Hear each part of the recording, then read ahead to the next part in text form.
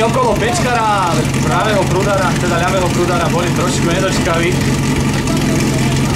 Bacha na to, chlapci.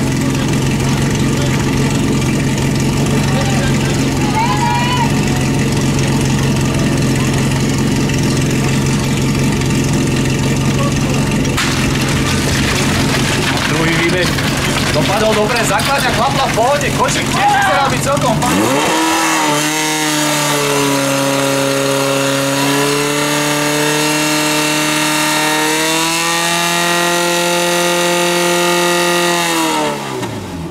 Veľká škoda toho pravého tercu, naozaj veľmi veľká, lebo ľavý krásnych 14,75, to by som povedal, že by bol naozaj krásny výsledok podaný za Turčia Bčka, ale